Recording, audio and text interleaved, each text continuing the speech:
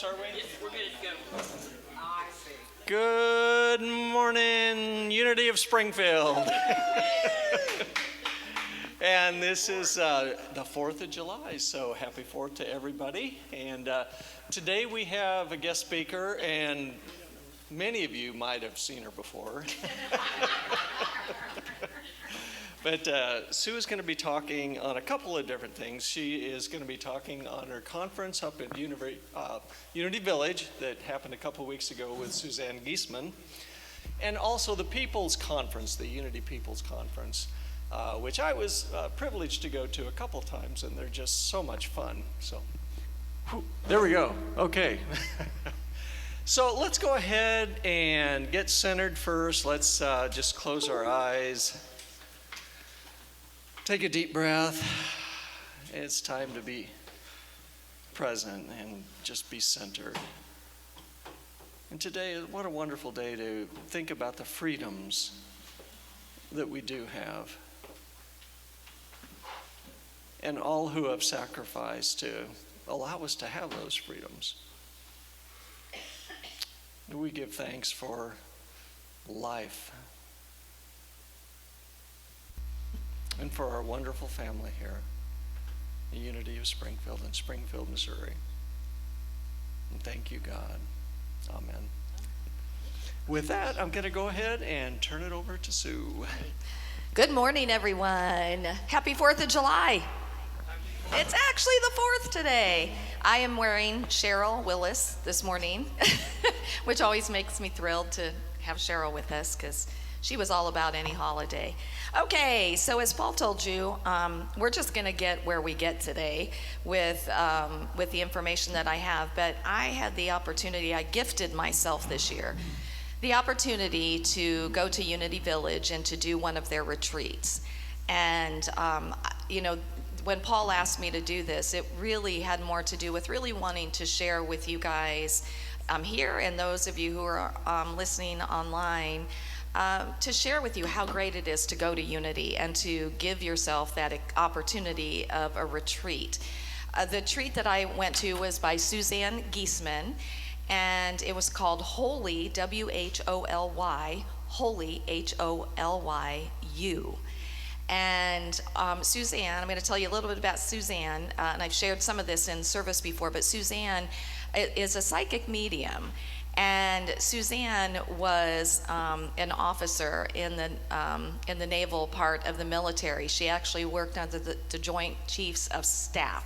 So she was very much an intellectual. Suzanne grew up really without any kind of religious background. They didn't go to church. She had no concept of what happens after. She never thought about, what happens after we die. This was never a part of her experience. And one day, her stepdaughter, who was 26 and 6 months pregnant with their grandchild, got struck by lightning, and she died. And as you can imagine, this was devastating to the family. And but it was interesting because Suzanne said that when they went to the funeral home, the family gets to go and first to see the person. And she said she walked up to the casket, and she said, I looked at, and her stepdaughter's name was Susan. I looked at Susan, and she said, and it was just this profound moment for her, because remember, she has no background in anything. And she just looked at this body, and she just knew that Susan is not in that body. The energy that we all loved and knew, that's not her there. And how many of us have seen a dead body? I mean, so we know it's like, it's really a shell of the person that was there. And that actually began this kind of unfoldment of leaning more into what happens after we die. Well, she hadn't even had a conversation with her husband or with her son-in-law about what their beliefs were. She said after the funeral, they were all at their home, and she and her husband walked in to where the son-in-law was sitting, and he had his head down on the table. He was so devastated. And she brought something up about saying, well, Susan isn't gone. She's still here. And he looks up and he said, her arms are around me right now. And she looked at him and she said, so when you're saying that, do you mean that like metaphorically, or can you actually feel her arms around you? And he said, I feel her arms are around me right now. And so it opened up this whole conversation then with them. And so she began to really dive in more to the study of and to practicing and honing her skill as a medium. And it was so amazing because throughout this conference, or this retreat, she shared so many of her stories about, she's what's called an evidentiary medium, meaning that when you sit down with her, she is going to bring forth evidence that you cannot refute that is specific to the person that she is bringing through. And so I want to share with you that I did a session with Stephanie. Thank you, Stephanie Barton. Stephanie's been here numerous times. She's done the service for us. That woman is the epitome of love. And it was a year after Sean died, and I was pretty skeptical going into it because I'd not done it before. I really didn't know what to think. Is this really going to be him coming through? Well, that morning, I had gotten a message from the pharmacy that day was the last day that I had to go get my prescription, that I had to go pick my prescription up, which I did. In the session, she said that he's saying something about a prescription that you had to pick up today. And it was like, no way, because I kept thinking she can see stuff on Facebook and no way. There were so many things, and his son Keegan was with me too. And and she said that's their way of letting us know that they are with us. And then she said something about, he's referencing a picture that you have of a lighthouse. And we didn't collect anything lighthouse, and so I am going in my mind, I'm going through my whole house, and I'm like thinking of all of the artwork we have up, and I'm like, I don't have any picture of a lighthouse. I have no idea. She's like, I don't know, he's just really strong about this. He's referencing a picture of a lighthouse. And I sat back in the office chair because we were sitting in what was Sean's office when he worked there. And I sat back and I looked over, and one of his favorite pictures that he had bought, this art, was on the wall, and right on top of the hill there was a lighthouse. And it was just like, oh my gosh, because of course he would reference that picture. It was right there, and it was one of his favorite pictures. So it was pretty amazing, and I want us to have time to talk, for anybody else to share about that at the end of this. Another congregant went to this retreat, and she said it was the most spiritual, beautiful experience that she has ever had. I want to tell you, with this particular retreat, all of our meals were included, which was amazing because that meant we all sat together to eat. I got to know so many different people, and I have a feeling that's the way they're going with it. Because if you've been up there before, you've seen the cafeteria. The cafeteria is no more. There is no cafeteria. So it's all big dining room halls, and then you eat at the bookstore, which is totally different too. So I think that's what they're doing. And I got there on Thursday. We had a session Thursday night. We had 3 sessions, Friday and Saturday, and then we had a session Sunday morning. So man, I'll tell you, you talk about bang for your buck. It was amazing. And really, the majority of what this was about was love. Was really tapping into and getting it, that we have come forth from love, and that is what we are here for, to be the greatest, most brilliant expression of love that we possibly can. In addition to her being a psychic medium, she also channels. And the group that she channels, it's called Sanaya. And I'm going to share a little bit about that kind of at the end. So I want to share with you some of the things I took notes, through this, because that's what I do, because I knew I wanted to share it with you guys. So the kind of subtitle of this was Lucid Living, and this was about really recognizing and being open to that, awake and aware that we are more than than human. Could I ask, can we just close those blinds? I'm sorry that it's reflecting off of a vehicle and it's just popping in my eyes. And I have a tendency towards ocular migraines that get triggered by light, so I'll just take care of that. Okay, and you guys, we know that, don't we? We know that. We've been in Unity long enough. We know that we're more than human. We know that we are divine beings. We know we have access to everything. And yet, how often do we live consciously from that? We want to, live more consciously from that. But, for me, this was just another opportunity to dive in and really remember that. She used, I love the wave in the ocean analogy. As the wave, we are temporary expressions of the same ocean.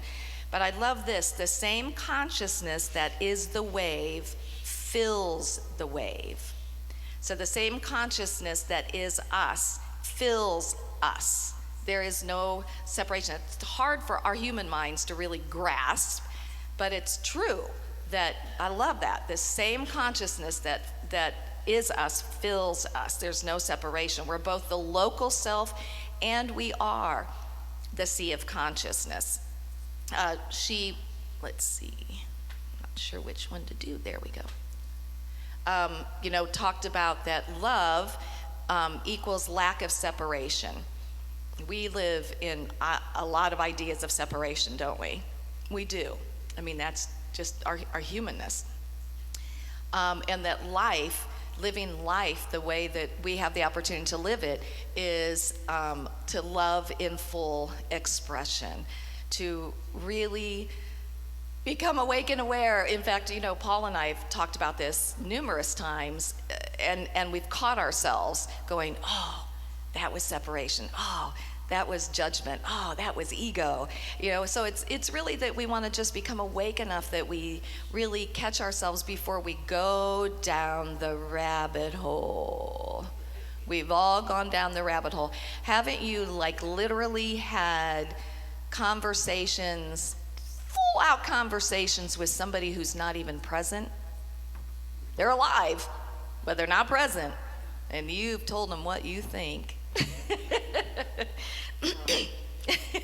Yeah. Their reaction. What? Yes, and projected their reaction. Thank you. Absolutely. Yes, we've made it all up. We're good at that.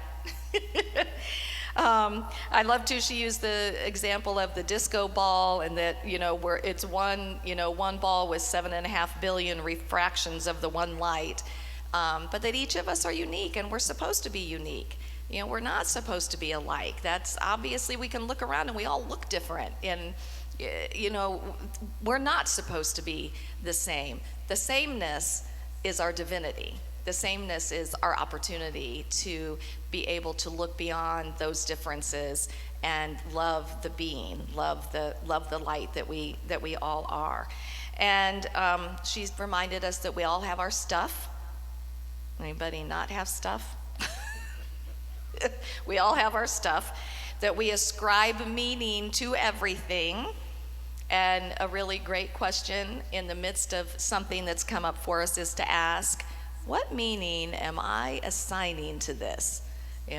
That's a really good question. And we may argue with ourselves because we may say, but by golly, that is the right meaning,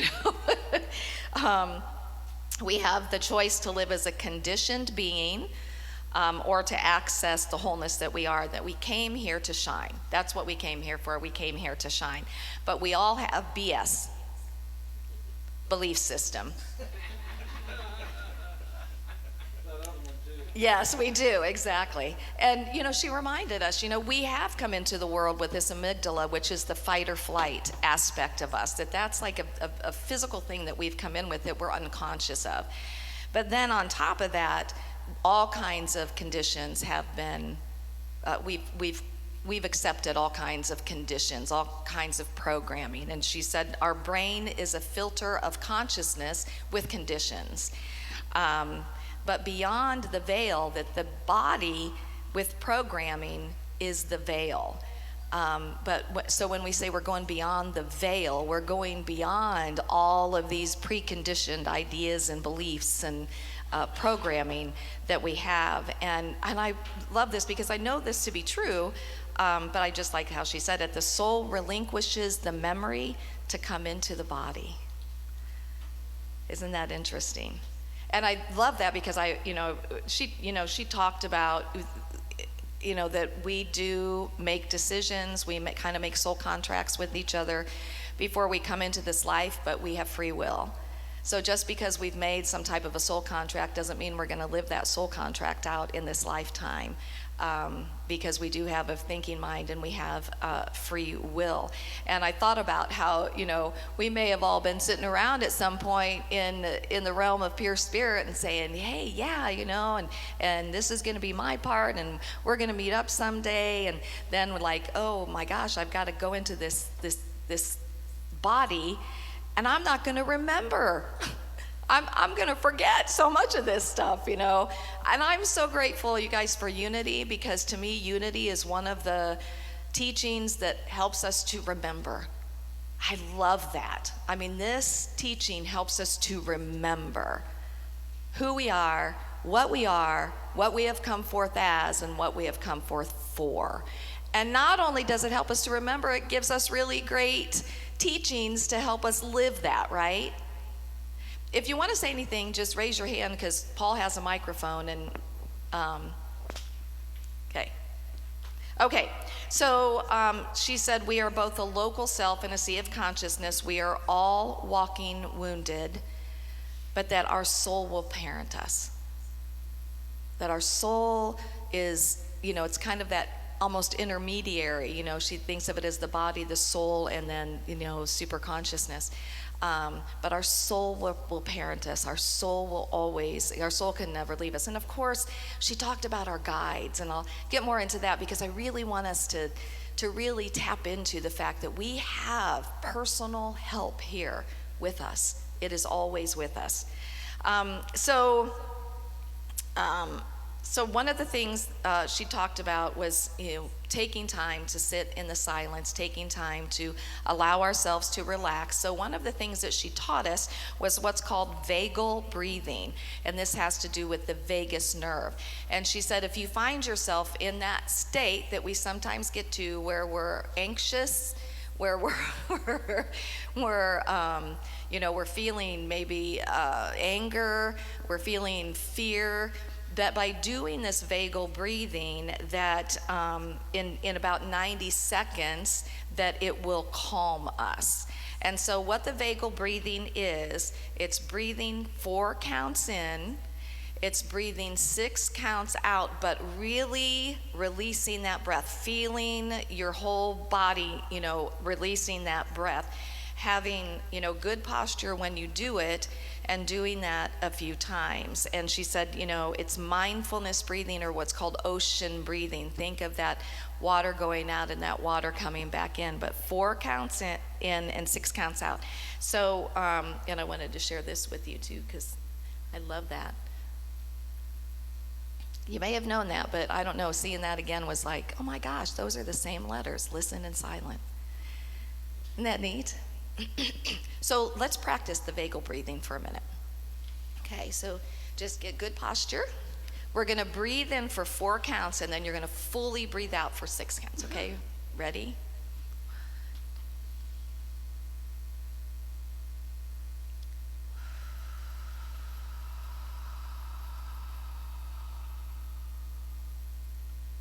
And then again.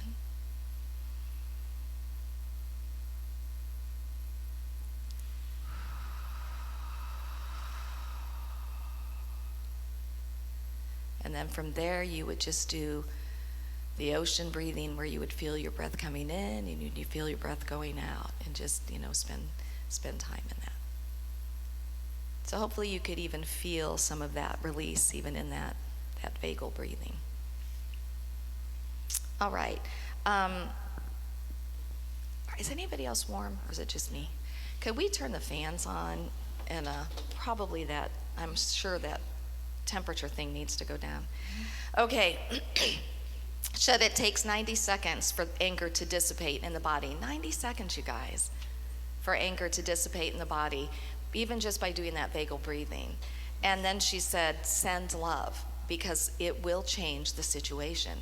Who's it going to change the situation for initially? Right. We're sending love. That's why the scripture is, as you give, so shall you receive. It's in the giving that you are receiving it. As you give that love, you are receiving it. But she said, in every situation, send love. Ultimately send love. Are we going to be there every time in the very beginning? No. Because in our humanness, we're going to react because we have triggers. But ultimately, and I know for myself, I get there a lot faster than I did in the past. And I'm going to say that all of us can say that, right? We get there a lot faster where we can send love rather than staying in the muck. Okay. So one of the things, so I'm going to tell you, one of the things that we did was that she had 2 huge gongs, and then she brought a woman named Candace who does yoga and gongs and prayer bowls and everything. And so one night they had these 3 gongs up in the front, and we all got to just like get on the floor, and they did these gonging meditations, which were out of this world. They were so amazing. The vibration of the gongs were wow. And then I think it was later that night that Candace did a specific meditation for us, and all I can tell you is that was one of the most amazing meditative experiences I've had in my entire life. She did the gonging, she did the rain stick, she did prayer bowl, but she talked through it too, and she talked through our chakras. I mean, I felt like I had just come up a little bit out of my body as I was in that experience. Not like out, but I felt like I could feel this like, wow. So just that in and of itself was amazing. The last night, she channeled Sanaya. And the thing about Suzanne is that Suzanne is just a real person. I mean, she wasn't one of the leaders that would like go off and have to, not eat with everybody else. She ate every meal, with everybody. She made herself completely accessible and available. She's just us. She doesn't put herself on any type of a pedestal, which I love, because sometimes people who are in those positions can get a little bit egoic, There was none of that in her. So by the time we got to Sanaya, I was like, this woman is the real deal. And she does kind of change her voice a little bit. I mean, she doesn't, they do. But, and it's like different people that come through that are her guides. So some of the things that she said at Sanaya that night is that all creativity and guidance is available to us. Again, we know these things, but I think it's always good to get the reminders. You are a self-luminous light. You have innate access of the higher levels because you are that self-luminous light. We all have guides. And I think this one to me is one of the most important ones, because I would have to say that most of us live without the awareness that we have this help, that it's always here. And to me, that's so much of the personal aspect of God. How I can't explain it, but I have no doubt in my own mind that I have guides, because I have had too many times when I've been guided out of a situation that was a close call, and I've had too many times when I was guided into a situation that was the most wonderful situation. So how many of us have had those experiences? Anybody want to share one? Sorry. Oh, you're fine. Dwayne.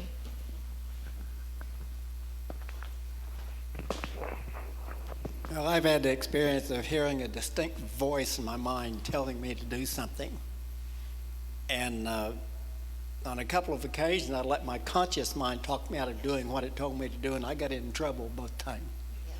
So I've learned that if I hear that voice again, I'm going to do what it said. Yes, thank you, yes. Whatever. Yes. And it's amazing when you hear something like that. And the first time it happened, I had no clue. I'd never had anything like that before. But I found that every time I distinctly hear that voice, that is what I need to do. Wow. It's a learning experience. Right. Sharon has one. Sorry. I on the subject of guides, Yes. I was just going to say that I've had 2 different occasions where I've had guides come to me and offer themselves up to me as their guide. Wow. And I was too afraid to accept because I was frightened. Right. But in one instance, and this was when I was, and I'm not saying that I don't work on it now, but this was times when I was just, as every free moment I had, I was studying teachings, the higher teachings that we talk about here, this kind of thing, and the love being the higher expression, but, delving into the mystical type things. And that's when this was happening, so I considered it a period of time of opening. And I was seeing things, like out of the corner of my eyes all the time. One time I saw a woman in colonial dress going up these stairs, and it's when my mother had a house that was over 100 years old. And I'm sure that it was, someone that had lived there in the past. Yeah. But the guides, let me go back to that real quick and then I'll close up here. But one guide that came to me was like an Indian. And this, of course, is when I'm in bed at night and I'm semi-conscious. And he came and stood by my bed, and intuitively I knew that he was saying, I will be your guide, And I just, I just kind of closed off from that because, like I said, it kind of frightened me because you don't always just see real pleasant things sometimes. And then another time, this was a very vivid experience. I had been asleep, and this figure came to me, and it was Santa Claus. And I was just kind of semi-conscious, and it was Santa Claus, and he said, you want love, not marriage. Or you want marriage, not love, or one or the other. It's been a long time ago. And I literally woke up and sat straight up in bed and looked across at Santa Claus standing against my dresser. He was still there. Wow. And I was wide awake. And I know that was another, guide offering himself to me. But, someone that's more experienced in these areas would probably tell you how to deal with this, but I was just, and I wasn't afraid of Sandy. I was not afraid of Sandy, and I'm sure that's why he materialized that way to me. Yeah. But, Yeah. I didn't know quite what to do with him. Thank you for sharing that. Okay. Anybody else have? Well, next time say yes. Yes, Linda has one in the back. Linda Hilton. You might have to come a little closer. Well, I could move. Okay. Yes, I will. This happened many years ago, and I had been to Columbia, Missouri, and I turned off on a small highway to come back in the kind of out in the boondocks, and of course there was no siding or shoulder to drive off. And I went around a little curve, and I looked up, and there was a semi passing an RV, and it was coming straight at me. And so all of a sudden, something took my hands and took a hold of the steering wheel on my foot, and it drove off the side of the road with no shoulder, and we all passed. And it just wasn't my time or any of us's, or we would have gone. But I really was A blatant thing. yes, very much. And then one more, I had of course, anybody that knows me very well knows that my cats are my children, and I think of them that way, and I love them that way, just like a person. And my dear Hattie Sue, I had to have her put down, and I was heartbroken, even though it was the thing to do. And I was in bed, and I was crying, and it was nighttime. And I felt the bottom of the bed go down, and I reached down there, and I put my hand in it, and it made a dip and sat in there. And so all of a sudden, she was a black cat, and there was a bright pink orb that was over that statue, and it stayed as long as I wanted to look at it. And I looked and looked and looked, and then I let her go, and I never mourned for her again, because I know that was her coming to see me, and she loved me too. So Anyway, that's my story. Thank you. Beautiful. Linda, was that bed a water bed? Okay, the reason I ask, because I've had 2 visits from deceased people when I met them, and they did something to the water bed that's really amazing. Yeah. This was just a regular mattress. It was set down like it was somebody's behind sitting there. Wow. Dwayne, I thought you said you were visited by one of those people do that water witching when they look for a well. Water witching. Forks do. I have one. Oh, okay. Can I have that? Okay. We can do this. This is more important to have this. In 2005, I was hit head-on by a drunk driver at 60 miles an hour. My car flipped several times. And when I was laying on the ground, this lady came running over to me and trying to assure me, because I was obviously freaked out. And I just remember laying on the ground and seeing the whole car just smashed in and just amazed that I was still here. And she was very, very like angelic-like and very just personable and very caring. Later on, when I went back and got the police report, I was asking for Becky, and the guy said, "Ma'am, when we got on the scene, there was nobody there with you."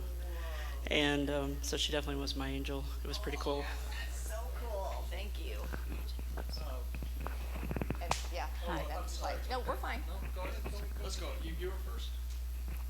Mine is more an example of how the human mind will protect itself.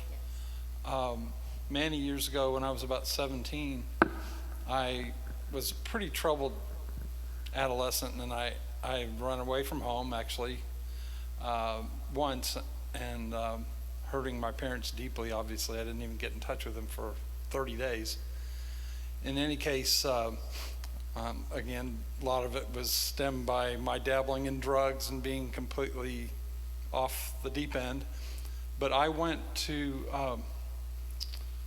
I did not recall this memory until just maybe 5 years ago, when my sister brought it up to me and said, "Do you remember when this happened?" And my mind had kept me from remembering it, I guess, because it's kind of interesting, because it's not a bad memory per se, but I guess maybe it was just so traumatic for me. I was attempting to run away again. I was literally in our front yard, and my other sister was there, at least one of them, and my dad was there, and I was literally going to run away and just take off down the road and start hitchhiking, just with the clothes on my back. And my dad tackled me, and he knocked me to the ground, and he put me in a big bear hug, and he said, "No, you're not, and I love you." And trust me, my dad had never said "I love you" to me in my entire life, and I blocked that out literally for many, many years, just I think as a protection that for me to get assimilated to the point where I could handle it and remembering it. And when Marty brought that up to me, it just made me cry and cry, but it made me so thankful that my father loved me enough to do that, because a lot of fathers would have just because trust me, I'd given him enough grief to where I wouldn't have blamed him. So Thank you for sharing that. Hi, I've never thought of it as guides, but I can find out whatever I want to know from Spirit. And when I ask, I always get an answer. Yes. And once in a while, Spirit will talk to me about something that I'm surprised about without my asking. So there's a constant communication, or a regular communication, with what I have referred to as Spirit. And it can be on somebody passing, it can be on something I need to do, or a question that I ask about. When I asked when my father died, Spirit showed me what happened, and it was like a movie playing. Wow. So it can be that vivid, like I'm watching a movie, and I'm very grateful for that. And I haven't had to ask for anything lately, but I always get answers. Thank you. And I think we can I agree. thing. Yes, and thank you, and that's why it is so important to share, because then we can all see that it's accessible to all of us, and that is accessible to all of us. Susan has one too. That, it says, ask and it is given. Seek and ye shall find. There's a reason for that. So this memory came up recently, and well, this is my birthday weekend. Yay! Yay, happy birthday! And it's a decade birthday, but we'll leave it there. But when I was turning 40, my husband and I and the kids were living down on the farm, and we were 3 miles from where we had to go get our mail, the general store. And so I got my daughter in the back of the car, she's like 3, and we head to the general store, and I'm feeling sorry for myself because nobody has said anything to me about my 40th birthday. How dare they? Nobody's planned anything, nobody's done anything. It was like, oh my God. So I'm feeling sorry for myself. And we go to the store 3 miles down the road, and on the way back, I say to Sarah, Sarah, so this is my birthday. What can we do for my birthday? And she said, we can pick beans. And I went, oh, well, yeah, okay. One of the last things in the world that I wanted to do, seeing how many beans were out there to pick. Anyway, so we go a little further down the road, and there's a low water slab we got to go across, and then this hill that comes up, and there's fields on either side of the hill, and it's open clearing. And here comes this Mylar balloon across the field, out in the middle of nowhere in the Ozarks, right? And so I throw it in park, and I'm going to get out and get the balloon for my daughter. And it's silver, it's Mylar. And it's floating along, and I grab it just as it's coming across the road. And I turn it around, and it says, happy birthday. I almost, what my pants.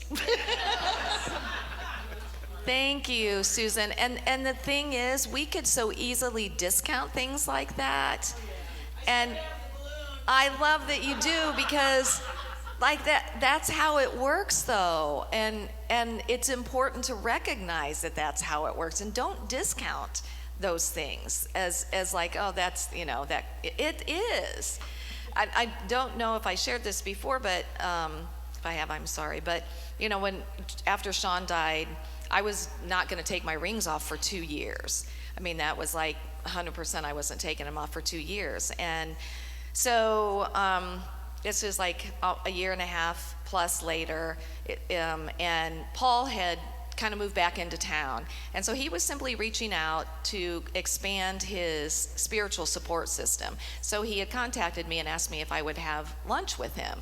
And it was really, that's all it was about, And so that had happened. So I did a wedding here, and I went out to my van, and I got out there, and I heard a voice in my head, and I don't know how to explain that, but it was there, and it just said, I think you need to take your rings off. And I remember it so vividly, because I was like, who the heck just said that? So I was like, are you kidding me? And it was very clear again, it's time to take your rings off.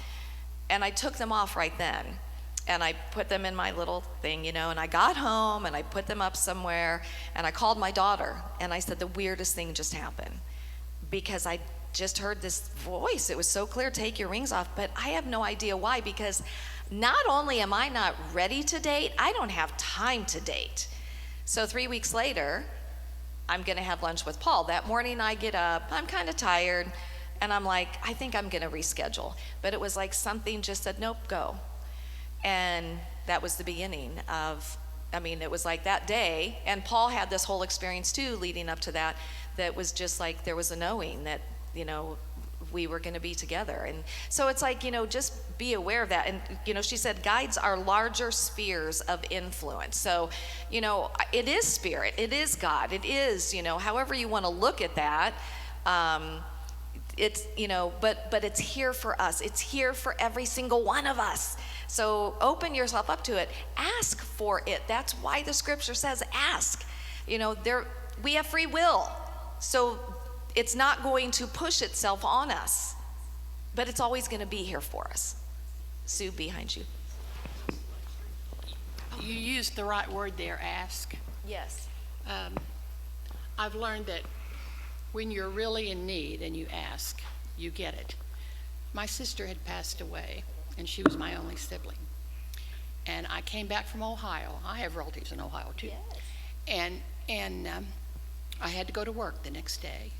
And I got in the car and I was just so sad. And all of a sudden, I just felt my sister in that car. And I had never felt anything like that before. And it just kind of, oh. And I'm looking around, and I know she's not there, but I couldn't figure it out. And I said, oh God, just show me a sign that she is with me. Maybe a cat run along the side of the road, or how about a little dog? Oh, I know, a pretty deer. A deer. I want a deer. I popped over this grade, and there stood 2 deer, about 8 feet from the road. They never moved, and you know what deer do? Yes. They never moved. They go like this. Watched me. And I'm going, oh my gosh. And I called a friend and I said, you're never going to believe what happened to me. And he said, what? And I told him, and he said, that was your mother and your sister. Because my mother had died years ago. That was both of them come to show you there. So, Amen. provide. We had a comment online. Mary Hilsebeck says, when I first came to Unity, my mom died. Right after she died, I got in the car with my kids, and the song I Can Only Imagine came on the radio. And I told the kids, Grandma's right where she is supposed to be. You're exactly where you're supposed to be at Unity, and I see you for the perfect person that you are. Thank you, Thank Mary. you, Mary. Does anybody else have anything you want to share about, like somebody who has crossed over even? Not that's crossed over,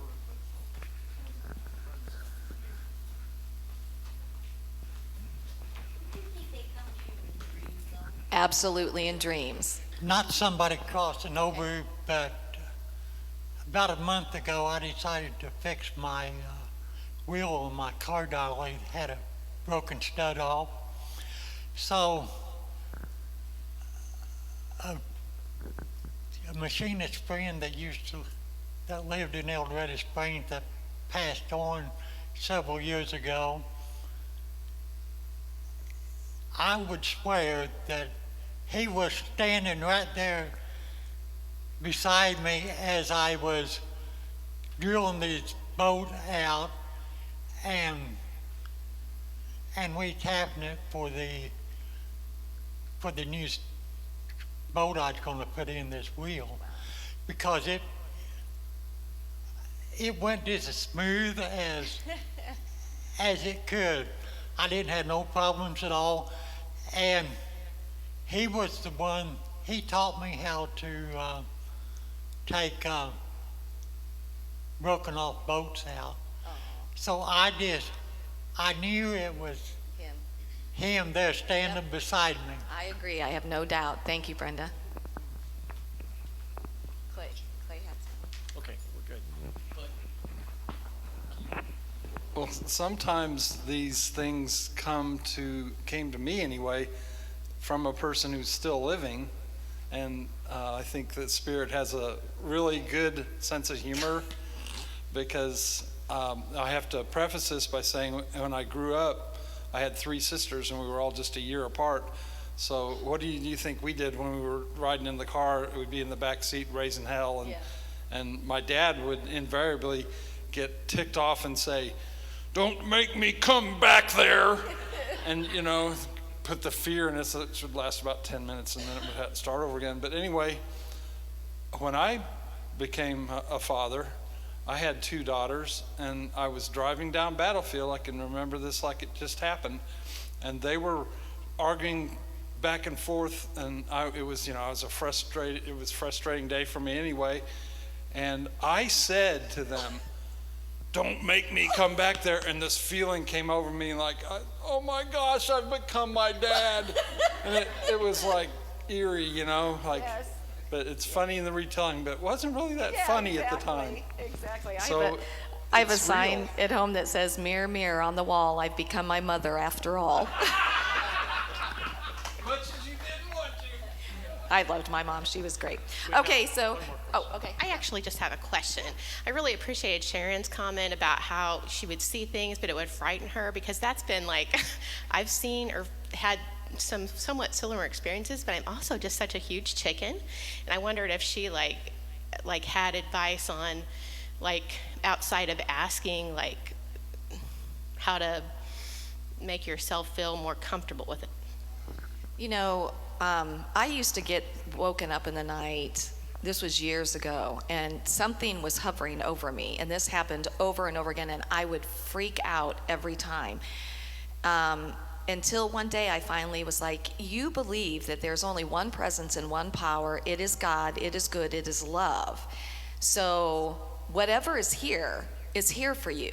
And I just started really focusing on, no matter what, it's all good and it's here for me. And from that point on, really, you know, I would have that initial, but then I would be like, okay, it's all good. Honestly, it finally just kind of stopped, but it happened a lot. I think it's just leaning into our principles and recognizing and knowing there is only, we say this every week, you know, one presence and one power, God the good omnipotent. It's love. That's all that's here for us. I just don't even allow the thought of evil or something bad into my realm. Because I just constantly focus on that. That would be, I think, the greatest advice is you can trust it.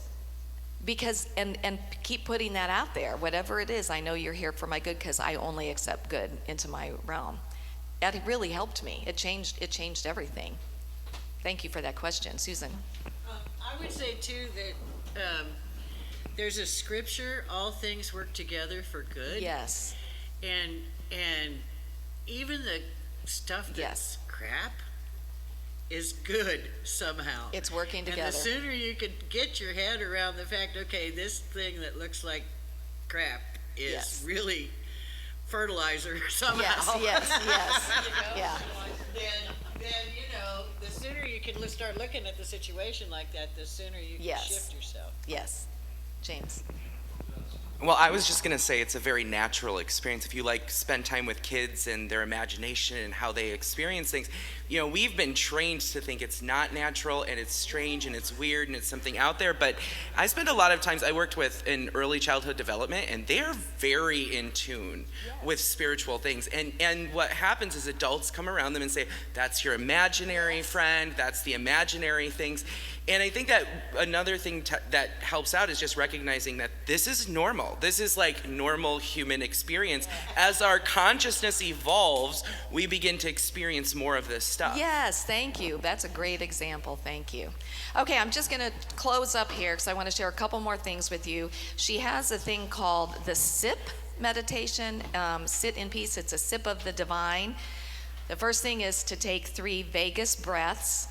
Just expand your awareness and shift your awareness, and then ask, what do I need to know right here, right now, recognizing that you don't know what it is, and then sit passively for 3 minutes with a paper. So it's really 3 vagus breaths, you know, just what do I need to know right here, right now, and then just sit passively for 3 minutes. She says the name of the game is love. How much can you give and give up clinging to the story? Oh, we're good clinging to the stories. Each person that you interact with is a gift, and you may be the person to open the portal for them. She went to, it was like T-Mobile or something one day. It was very busy. There were 9 people in line. She was working with somebody. They were training somebody else. She said this man came in and he was angry. And he came in loud and he's like, you know, where's the, you know, I want, you know, I want somebody to help me here and what's going on. And she said she just turned around and she looked at him and she started sending him love. And he looked at her and he said, what are you doing? And she said, I'm sending you love. And he said, I don't need love. And she said, I just turned around and went, you know, we went back to what we were doing, and he left. And the manager came over and said, what did you do to that guy? So it was kind of cool, you know, I mean, and how brave, really courageous to do that. She talked about mala beads, like if you have a bracelet or anything, it's good to like sit down and take whatever amount of beads that you have, and for each person that comes to your mind, say, you are light, you are love, you are joy, you are peace, you are wholeness, whatever. We did that. Mainly, you've forgotten how magnificent you are. We have forgotten how magnificent we are, and that we are cherished, we are the gift. Don't let anybody tell you otherwise. We are not here to shine our light dimly. We are here to stand for love, to send everyone love. It's like a soul embrace for everyone. We are the arms and legs of spirit. Our soul is always well and always on duty.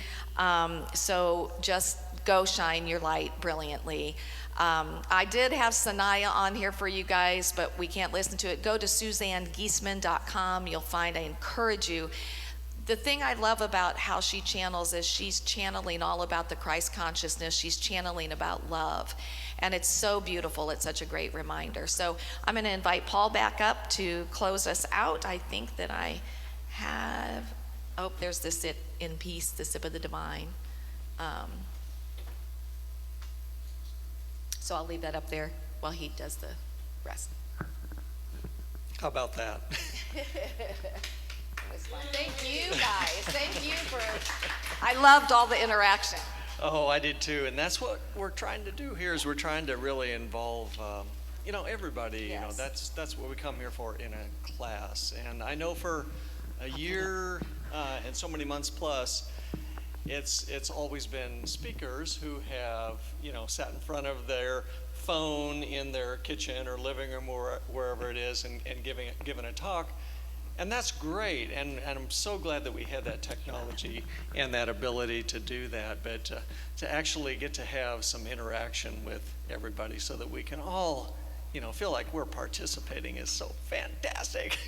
And I want to say thank you to Kat. She comes in early, gets us all set up, gets us online, does this whole wonderful thing for us. So thank you so much, Kat. We appreciate you. And I know that we had Sue talk about the retreat that she went to. We never did get to the People's Convention. How many would like to hear Sue talk about the People's Convention at some point? It was amazing. So that is an invitation, I Okay, think, for Sue to come back, and we'll see if we can work that in the schedule. We do have Amy, our board president, coming in next Sunday to give a presentation. The 2 following Sundays after that, we have Reverend Pat and Reverend Les giving their experiences at Unity Village. Oh my and just gosh, their be here. experiences with Unity, and I can't wait to actually hear that. So we have some fantastic speakers coming up. We have many, many speakers after that too. Just really a wealth of knowledge that we have in our community here. And we want to share, and we want to grow together. And that's part of what this class is about. So with that, back here in the corner is Tom with his basket. And if you've liked what you've heard here today and every Sunday, don't forget, we survive on your energy of donations, your energy of your time and your efforts and your talks. So thank you, Tom, and feel free to leave a donation in the basket, or you can get on Tithely app, you can get on PayPal, you can get on your bank account. Okay, there we go. You can even mail a check to Unity of Springfield. Or you can and leave it. I think cash still works, doesn't it? So, yeah. One thing that we've done, I've been coming to the class here even way before I was facilitating it, and Kenneth Reitmeyer would have class, and I don't know how many years he did it. A lot of years. Like 15, I think. And one thing that I like to carry on with what Kenneth did was at the end of class, so that we get in a circle and we hold hands and we pray ourselves out. So I'm going to ask us to do that. I'm not going to put our prayer on Facebook Live or anything. But if we can, let's see if we can get ourselves in a big circle back here.